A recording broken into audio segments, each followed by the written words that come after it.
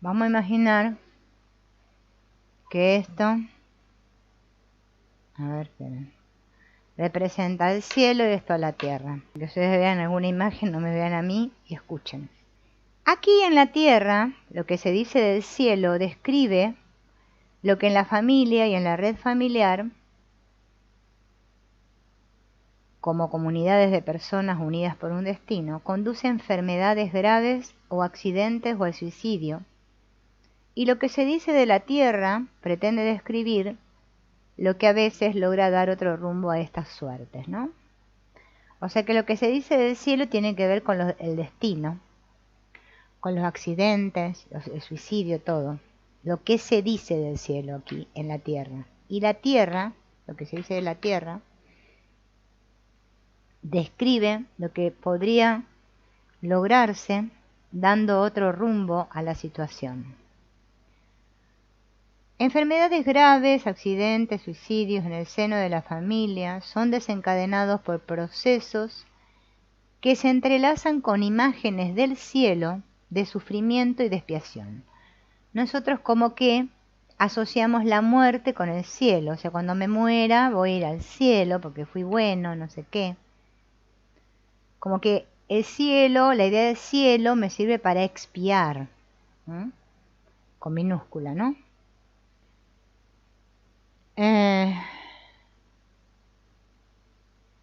También me sirve como que cuando vaya al cielo me voy a reencontrar con todos mis seres queridos. Bien, estas imágenes inducen a un pensar, desear y actuar mágicos en el que el enfermo o el moribundo cree, vamos a imaginar, que esta persona está enferma y cree que sufriendo, sufriendo y sufriendo va a redimir a otros de su sufrimiento, ¿sí? Por eso sufro acá en la tierra sufro porque después voy a alcanzar la redención en el cielo para mí y para todos los demás. Esta comunidad de personas unida por el destino, en la que obran estas ideas fatales, porque Hellinger las califica de fatales, pertenecen los hermanos, los padres y sus hermanos, o sea, los tíos, los abuelos, a veces algún bisabuelo, todos los que hicieron sitio para que uno de estos miembros de la familia viniera, ¿no? Entre los que hicieron sitio, ¿quiénes son las personas? Por ejemplo, un marido anterior o una mujer anterior, los noviazgos anteriores. También forman parte de esta categoría todos aquellos por cuya desaparición o desgracia otros pudieron acceder y tener ventaja, ¿no? Vamos a suponer que se muere uno y el otro tiene ventaja de poder ingresar al sistema. En esta comunidad que le llama Hellinger, ¿no? En la que estamos todos unidos por el destino, el hombre, la mujer, con sus hijos, vamos a imaginar los hijos, los abuelos, ¿no? Porque tenemos abuelos por parte de la madre y abuelos por parte del padre, ¿sí? Toda esta comunidad unida por el destino. Todos estamos atados, literalmente atados. Ese vínculo creado por el destino es más fuerte de los hijos hacia los padres, ¿no? Entre hermanos entre hermanos y entre marido y mujer. Ahí el vínculo es más fuerte. Asimismo se crea un vínculo especial entre las personas que entraron en el sistema posteriormente y aquellos que le hicieron un sitio, especialmente si estos tuvieron una suerte difícil. Por ejemplo, un vínculo así puede desarrollarse entre los hijos del segundo matrimonio de un hombre y su primera mujer muerta de parto, ¿no? Vamos a suponer que este hombre tuvo anteriormente una mujer, ¿sí?, que murió de parto y tuvo una hija, ¿no? Bueno, estas dos pasan a pertenecer al sistema por la suerte difícil que tuvieron, ¿no? También hay un vínculo un poco más débil si, por ejemplo, la madre hubiese tenido un novio anterior, ¿no? Con el cual después se pelea con este novio, pero bueno, no importa, este también pertenece al sistema. Entonces, los posteriores y más débiles, debido a estos vínculos, los posteriores, que serían los hijos en este caso de este sistema, que son los más débiles, pretenden sujetar a los anteriores para que no se vayan o, vamos a suponer el caso que ya se murieron, desean seguirles en la muerte, ¿no? En el destino. Entonces los hijos, por ejemplo, vamos a suponer que este matrimonio tuvo esta hija que nació sana, pero este hijo nació enfermo. Entonces esta hija quiere parecerse justamente, o sea, se siente en desventaja con su hermano y quiere parecerse pensando que así el hermano sufre menos, ¿no? Los que reciben la ventaja están dispuestos a arriesgar y ofrecer tanto su salud como su inocencia, tanto su vida como su felicidad, por la salud, la inocencia, la vida y la felicidad de otros. Porque ellos creen que renunciando a ser felices, o a su ventaja, la ventaja que tuvieron, albergan la esperanza de salvarle la vida a los otros, a los anteriores. Todo esto está relacionado con esto que yo les dije al principio, esta idea de cielo. Esa es la idea de cielo.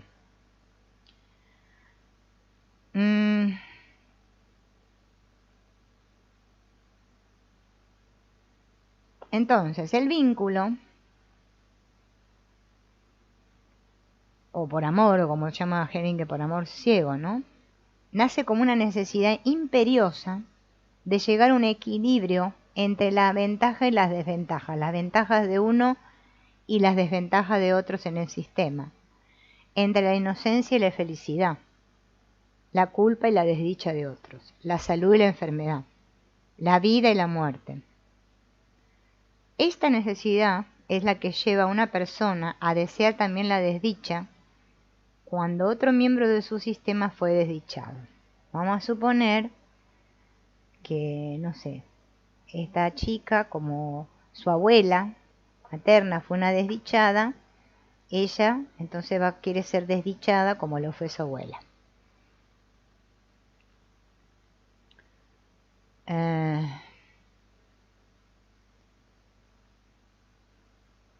Esta necesidad de compensación llevan a que muchos en el sistema enfermen o se sientan culpables de su destino. Y intenta pagar la salvación de otros con la desgracia propia, la curación de otros con la propia enfermedad, la inocencia de otros con la culpa o la expiación propia y la vida de otros con la propia muerte. Dado que esta necesidad de semejanza y compensación anhela la enfermedad y la muerte, la enfermedad, dice Hellinger, que sigue al alma. Siempre la enfermedad sigue al alma. La sanación requiere la ayuda de personas que conozcan las necesidades del alma, aparte de los médicos, ¿no? Ahora bien, el médico se puede esforzar por curar la enfermedad con un tratamiento. El psicoterapeuta, ante fuerzas con las que les parecía arrogante competir, y quiere el terapeuta cambiar un destino fatal y entra en sintonía con esas fuerzas.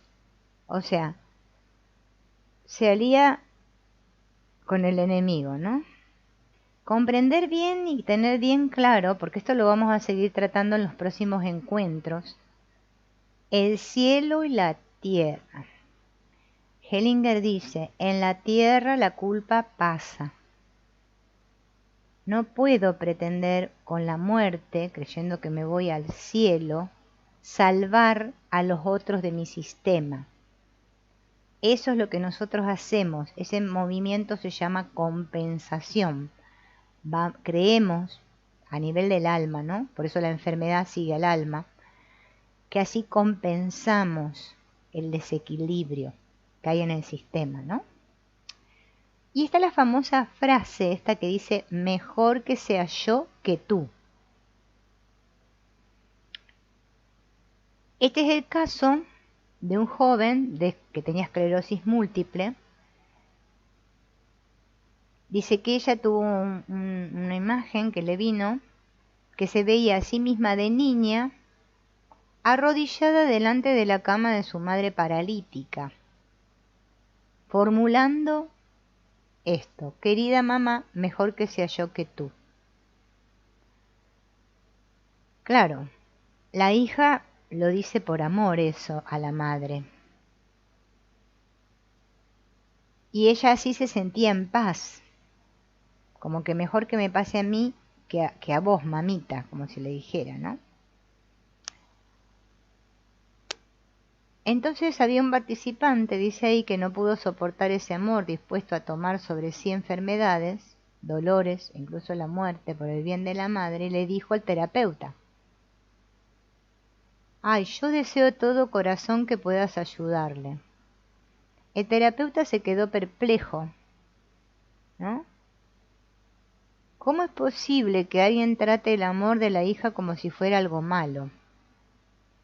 ¿Acaso no heriría el alma de la hija agravando su sufrimiento en vez de aliviarlo?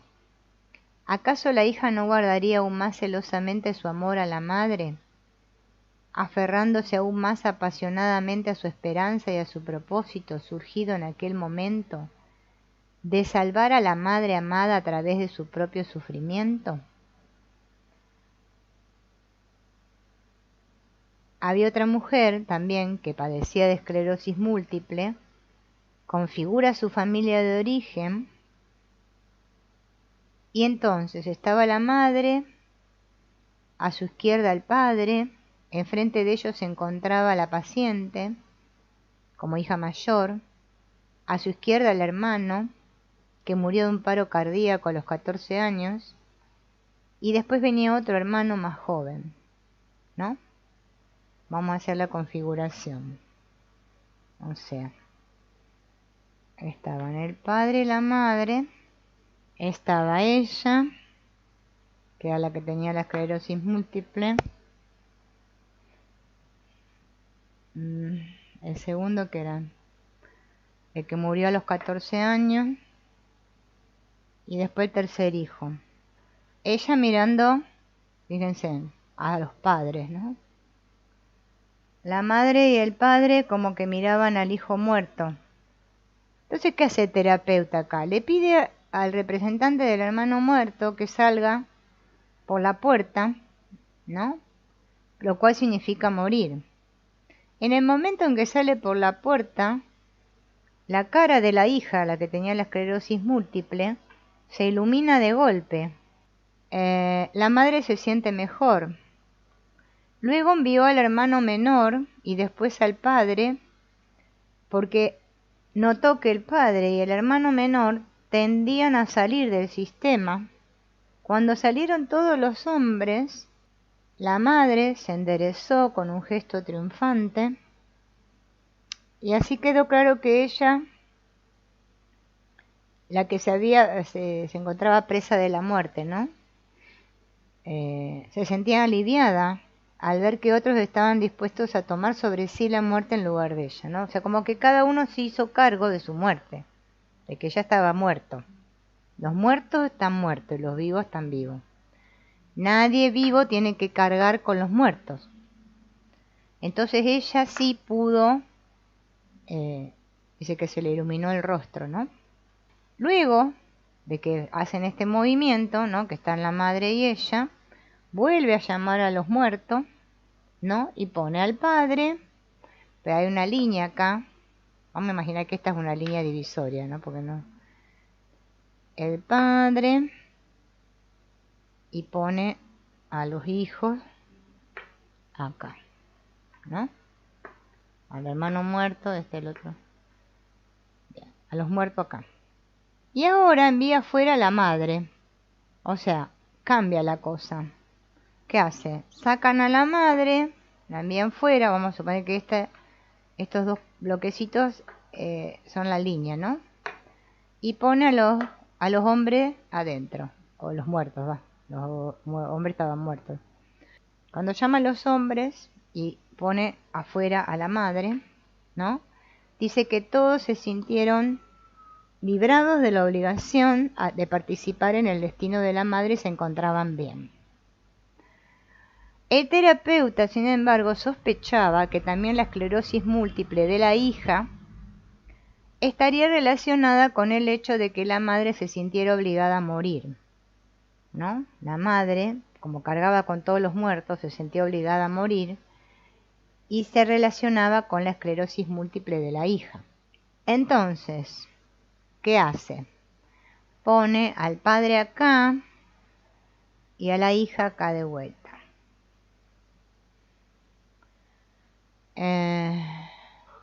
Entonces, ¿qué hace? Hace entrar nuevamente a la madre y la pone al lado del padre, ¿no? Pone otra vez a la madre al lado del padre. Bien. Y a la hija la pone otra vez acá. ¿Ven? ¿Se entiende? Y le dice a la hija que mirara a la madre con amor y que le dijera: mami, yo lo hago en tu lugar.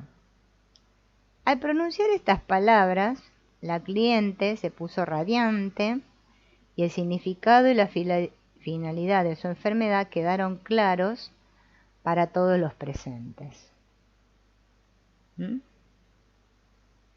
Sacar a la luz el amor del hijo, frecuentemente todo lo que puede y debe hacer un terapeuta que conoce la envergadura de ese amor, cualquiera sea la carga que haya tomado sobre sí por ese amor, el hijo tiene la seguridad de estar siguiendo fielmente a su conciencia, ¿no? Se siente bueno. Recuerden que cuando seguimos a nuestra conciencia, que es lo que Hellinger llama la conciencia buena, lo hacemos porque nos sentimos buenos.